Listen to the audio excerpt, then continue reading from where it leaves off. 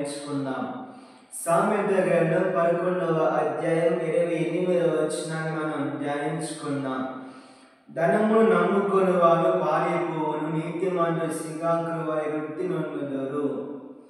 చదువుకున్న లేఖన భాగంలో మొదటి లైన్ మనం చదువుకున్నప్పుడు ధనము నమ్ముకొని వారు పారిపోవునని రాయబడింది.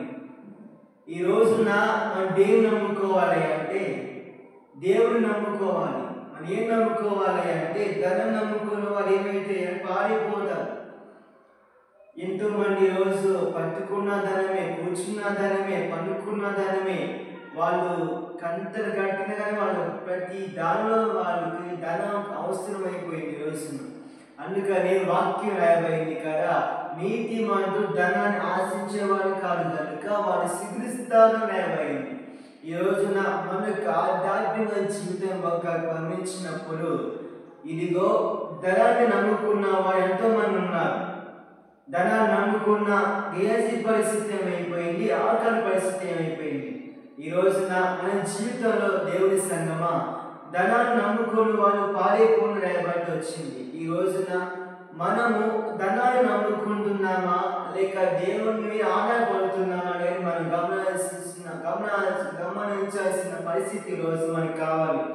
అందుకని ధనము నమ్ముకున్న వాళ్ళు పారిపోని రాయబడింది. ఈ రోజున మన జీవితంలో ధనాన్ని నమ్ముకుంటున్నామా లేక ధనమే దేవుడిగా భావించుకుంటూ ముందుకెళ్తున్నామా లేక ధనమే దేవతగా భావించుకుంటూ మనం ముందుకెళ్తున్నామా అనేది మనం గమనించాల్సిన విషయం ఇది. కనుక ధనాన్ని నమ్ముకోవద్దు. ధనాపేక్ష సమస్యమైన కీడు 3 రాయబడి వచ్చింది. చదువుదాం.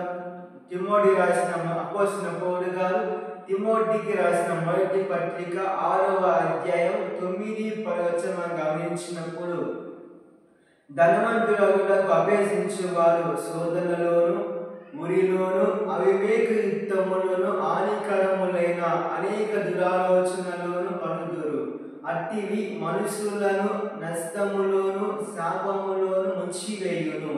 ఎందుకనగా 10వ వచనం గమనించినప్పుడు ఎందుకనగా ధనాపేక్ష సమస్తమైన కీడుకు మూలము. కొందరు దాన్ని ఆశించి విశ్వాసం నుండి తొలగిపోయి నానా విధములైన నానా బాధలతో తమ్మును తాను పొలుచుకొనిరి.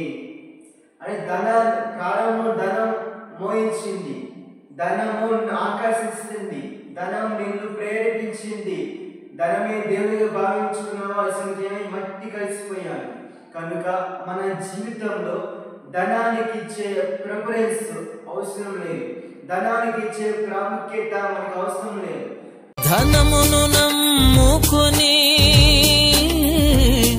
దగా పడ్డాను, సుఖ సంపద నీ దీవెనని నీ చెంతకు చేర